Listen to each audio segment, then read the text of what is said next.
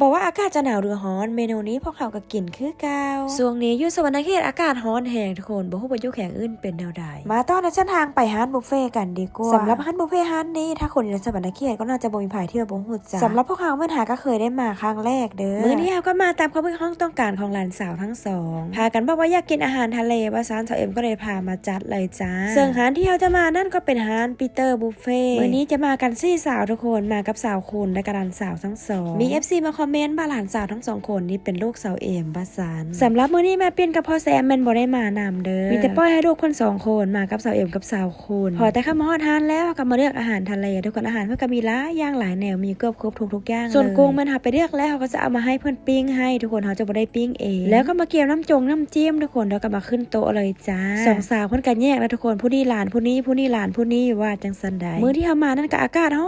อนทุกคนอากาศร้อนกินกับจุ่มกับดาดแบบนี้โอ้ยทุกคนสู้ชีวิตแฮงแต่ว่าก็เฮ็ดได้นะทุกคนเนาะในเมื่อที่เฮายากเด้ในร้านมันก็จะมีหอยนางรอกนางโลมนั่นไปทุกคนมีเกือบครบทุกอย่างนะยกเว้นปลาแซลมอนทุกคนไก่นั้นมันอาหารเพิ่นมีครบทุกอย่างเด้อส่วนราคาบุฟเฟ่ต์เพิ่นแม่นผู้ใหญ่มันคน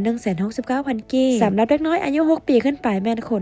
169,000 กีบจ้าคืนซื้อบ้านบุฟเฟ่ต์ร้านนี้ก็ถือว่าเป็นอีกร้านนึงที่โด่งดังในสวรรณเขตเฮาได้น่าจะบ่มีไผที่ว่าบ่ฮู้จักกับร้านเพิ่นทุกคนในร้านเพิ่นก็จะมีของขาวของหวานแล้วก็มีตำบักหุ่งให้ลูกค้าพร้อมใครที่อยากลองกินลองชิมก็มาตามเฮาได้เด้อส่วนโมงได้เวลาเปิดร้านเพิ่นแม่นเฮาก็บ่แน่ใจคือกันนะทุกคนและเมื่อปิดเพิ่นเฮาก็ลืมถามทุกคนน่าจะบ่ได้ปิดหรอกเบิ่งส่งนี่นะกุ้งแช่น้ำปลาในร้านเพิ่นก็มีเด้อสำหรับอาหารการกินมันคน169,000 กีบแล้วก็กินบ่อั้นสาตักได้ทุกอย่างกินได้ทุกอย่างเลยจะบ่ได้พวกเพิ่มจะบ่ได้เพิ่มเติมหยังในร้านเพิ่นมันจะมี2โซนให้เลือกนั่งแล้วทุกคนเด้อจะมีทั้งแบบต้มแล้วก็แบบส่วนรวมนำ